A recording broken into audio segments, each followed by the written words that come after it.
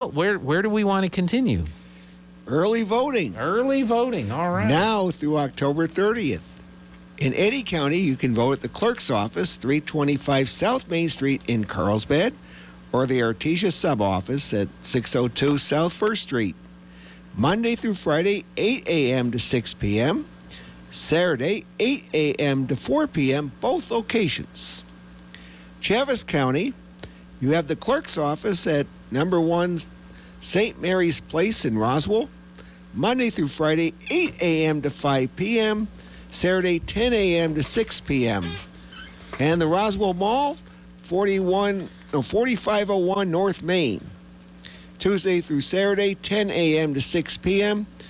We also have the Dexter Central Office, 100 North Lincoln, and Hagerman Joy Center, 503 East Argyle. Those are Tuesday and Thursday only, 8 a.m. to 4 p.m. And some events you can early vote around. Football. This works with any game where the polling location closes Friday at 6 p.m. and kickoff is at 7 p.m. Can also work with Saturday afternoon games. This Friday, Artesia versus Goddard. Carlsbad versus Oregon Mountain. Roswell versus Alamogordo. Nimmi versus Hope Christian. Loving versus Units. And you vote in Carlsbad for that one. And Gateway versus Elida. So what you're suggesting, Barking Guy, is that before you go to the game, go vote. That's right. Okay. Here's what I'm going to do. Did you want any of these, Tana? Okay. I will leave a little bit early. Okay. Go up to the sub-office, vote, then go get my tailgate for the Lions. And then you'll be ready for the game. Because you were going to vote this past weekend before Art in the Park, but your schedule got clogged and you didn't get to make it, did you? No. And I want to hear David's segment. That's right, because we've interviewed all the school board candidates except for David Conklin, and he's going to be on Friday morning at 9:45. So you are going to be an informed voter. I'm going to be an informed voter. And listen to all the interviews that we have with all the candidates. Well, I appreciate that. That's right. Yeah. And that's a service that we have at KSVP. We try. We try our darndest to get it out there. Yep. And so what I do, I'll go vote. Oh, then I'll that go coffee's good. I'm sorry. Yes, it is. We'll have our morning sip here. Then I'll go about 4:30, pick up the Lions tailgate, go to one of the parks and go eat it. And then around 5:30, the gates open. Yep. And I can get my seat right behind the band. I have a feeling there's going to be a pretty decent crowd at this game Friday night.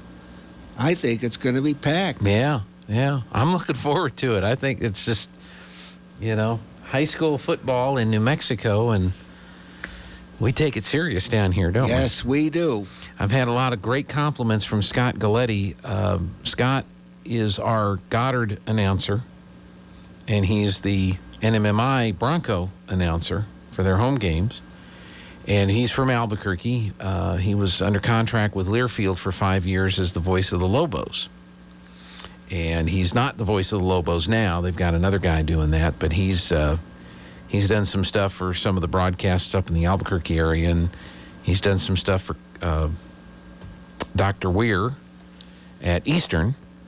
And we needed some help to fill in some gaps on our schedule with Goddard, and NMMI really wanted to have somebody to do quality announcing. So Scott's spent a little bit of time here in our part of the state the last few weeks, because he did Goddard at Los Lunas, he did Goddard at Mayfield, he's done Goddard at Alamogordo. He's going to do one of his bucket list things. He's going to be doing a football broadcast from the Bulldog Bowl Friday night. And he was commenting on just how exciting football is in this part of the state compared to some of the other stuff that he's watched. Not to say that there's not other good games and good athletes and stuff, but the whole atmosphere around the game is just pretty exciting. He's going to have some fun Friday night, don't you think? Yep. Yeah. And There's also the Emmy Broncos versus Cisco College. That's right. And that's a 2:00 start. Mm-hmm. You can early vote before you go to that game. Okay. If you live in Chaffetz County, go to Roswell Mall, or you can go to the clerk's office. They're open 10 to 6 On Saturday. on Saturday. Okay. If you live in Eddy County, Mm-hmm. you know, the best bet is Artesia, and that's 8 to 4 On Saturday. on Saturday At the sub office. at the sub office. Okay. So you could go vote and then go watch the Broncos play Cisco College. Okay. Yep. Is their mascot the Kids? I don't know. Cisco Kid Yes, was a friend of mine. that's right. The Cisco Kid and Poncho. Yeah. And that's this week in Old Time Radio. All right. Let's do that. October the 18th, Perry Mason, the radio show, premiered in 1943. Who played Perry Mason on radio? You don't have that on your sheet there. Okay. No, I don't have it I don't on know. the sheet. Okay. I'll look it up while you're doing your other. I think it's the same one with the TV. I don't think it was Raymond Burr. Raymond Burr did, now I know he did Fort Laramie. Mm-hmm. But I don't know about if he did Perry Mason. Well, I will find out. Let's see. Okay. Who played Perry Mason on radio? And we'll go to the Perry Mason radio series, which is what you're talking about. Yep. Broadcast weekdays on CBS Radio from 1943 to 1955. The series was adapted into The Edge of Night, which ran on television for an additional 30 years. Perry Mason radio show cast. The actors portraying Mason switched frequently over the first 3 years of the show's run, starting with Bartlett Robinson, then followed by Santos Ortega, and then Donald Briggs. John Larkin took over the starring role in 1947 and portrayed Perry Mason until the end of the series. Larkin played the equivalent character on The Edge of Night. So Bartlett Robinson, Santos Ortega, Donald Briggs, and John Larkin all played the part of Perry Mason on the radio series. Matt Crowley and Charles Webster played the parts of Paul Drake. And Della Street was portrayed over the series run on radio by Gertrude Warner, Jan Miner, and Joan Alexander. And Lieutenant Tragg on radio was portrayed by Mandel Kramer and Frank Dane. So none of the actors that were on the radio made it over to the television series. And that's the same with Gunsmoke as well. Yeah, that's right. October 20th, Bela Lugosi was born in 1882. Will Rogers in 1911. Barney Phillips in 1913. Sherlock Holmes premiered in 1930. And the first soap opera aired on radio in 1930 on October 20th, Painted Dreams on WGN in Chicago. Painted Dreams. That's right. Yeah. October 23rd, Fred Allen Show premiered in 1932. October 24th, The Rudy Valley Show premiered in 1929. I wonder who starred in that. I don't know. Rudy Valley, I'm guessing. Here is the calendar for this week. All right. It's busy. Yes. Monday, October the 18th, Board of Education meeting, 6 p.m. That's today. Today. Tomorrow, the 19th, boys soccer versus Lovington. JV starts at 4 o'clock, then the varsity around 6. We'll have the varsity game on ksvptv.com. Yes, and I plan to be there. Very good. I plan to listen for you. Yeah, and I hope I get to bark a lot. I know we want you to. Yep. And the volleyball is at Lovington, 5:30 the JV and about 6:30 the varsity. Joby and Robbie are going to go do that game, radio and TV. And I'll bring my radio to the soccer game. Excellent. Lake Arthur Volleyball versus Gateway. 4:30, and the junior high and the high school is about 5:30. Okay. Wednesday the 20th, Lake Arthur Fall Festival, 4:30 to 6 p.m. All right. They're having something there.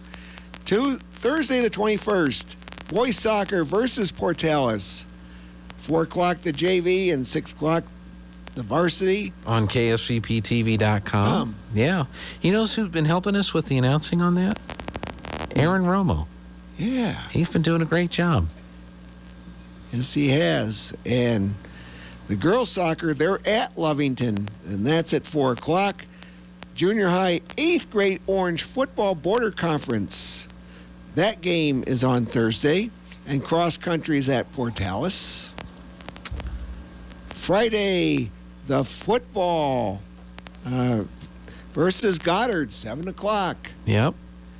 And there's going to be a pep assembly. The high school's on the AM assembly schedule.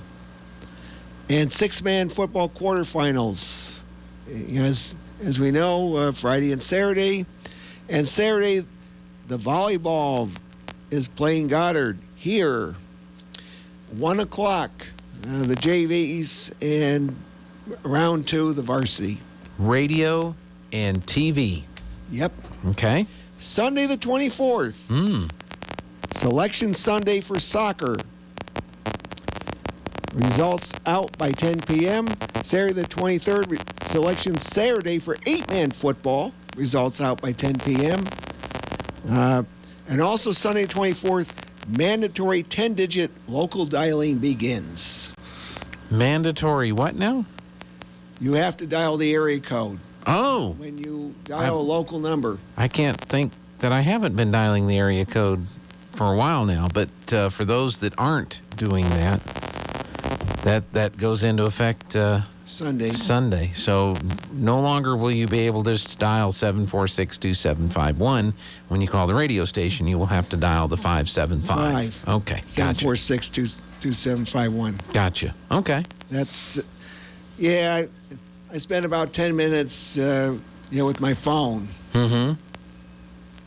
Converting all the 7 digits to 10. Okay. Yeah, if you've got contacts that have been in there for a long time, they may not work starting on Sunday until you go in and make that edit. That's right. Yeah. I went and tested the radio one and called Tana. Oh, okay. And it worked. And it worked. Good. That's what we got this week.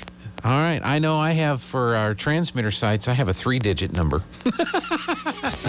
But they're on our internal network, so it's just like calling extension.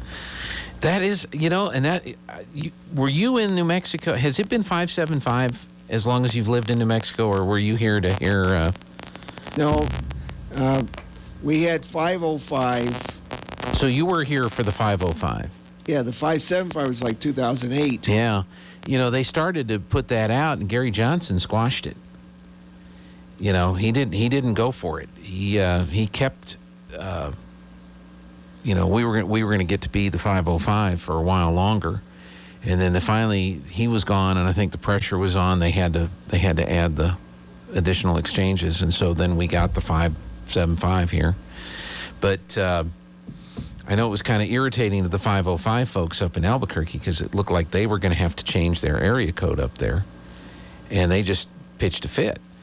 And I remember everything that they were saying was a reason why they couldn't be forced to change to 575. I was screaming, well, that applies to us. You know?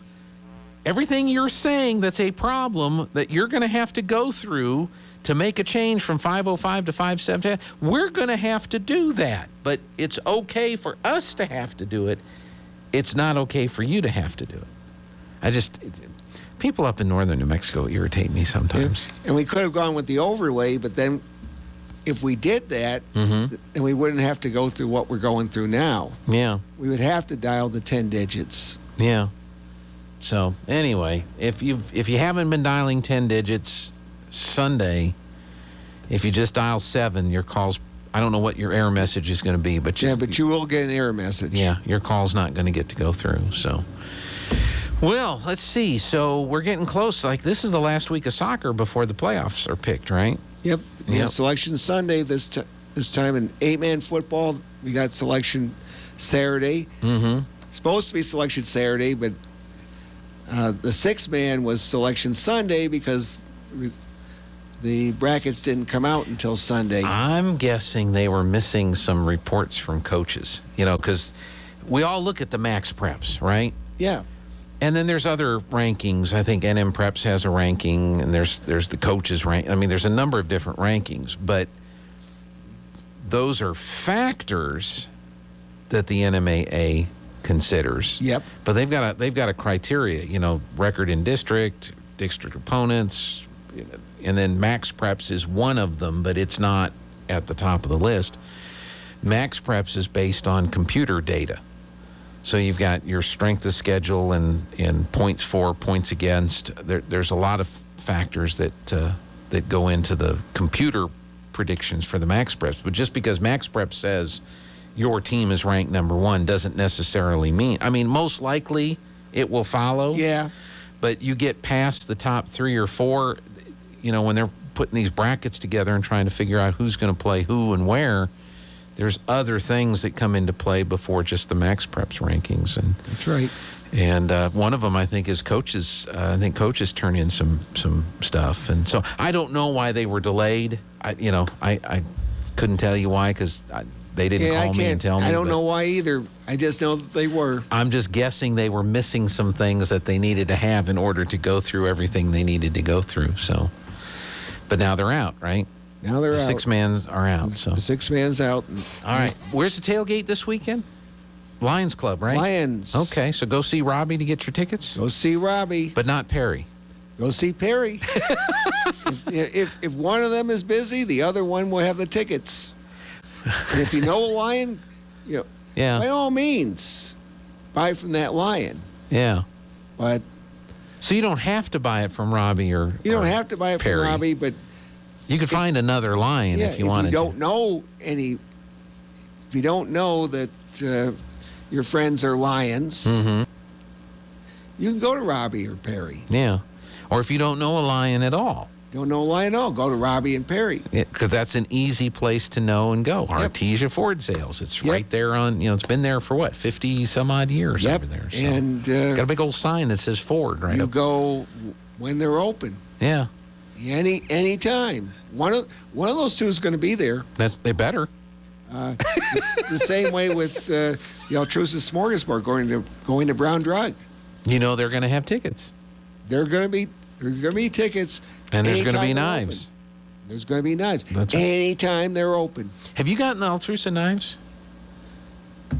I don't know if I had or not. I tell you, we got some for Eunice, Lana's mother, because she's all the time making stuff, cooking stuff. She works in the kitchen a lot, and half the time we go over there, most of the time we would go over there, and I go, well, do you have a knife? And we'd look in the drawer, and it was like this crud from 50 years ago, So we bought her a set of Altrusa knives. She loves them. They're fantastic knives. So if you know somebody's getting married, as a wedding gift or bridal shower or, or just, you've got somebody that that spends a lot of time in the kitchen and you want to get them a really, really nice gift. Get them those knives. Go get some knives from the Altrusa knives. They're excellent knives. Yep. So, all right, Barking Guy, shall we do the weather forecast? And while we're doing the weather, Barking Guy and I are going to go through these. You dig out some muffin. You dig out what you want. Okay, and go Dogs. Oh, I'm sorry. Arf. All right, there you go, Barking Guy. We're going to take Steve. What kind of weather we got here?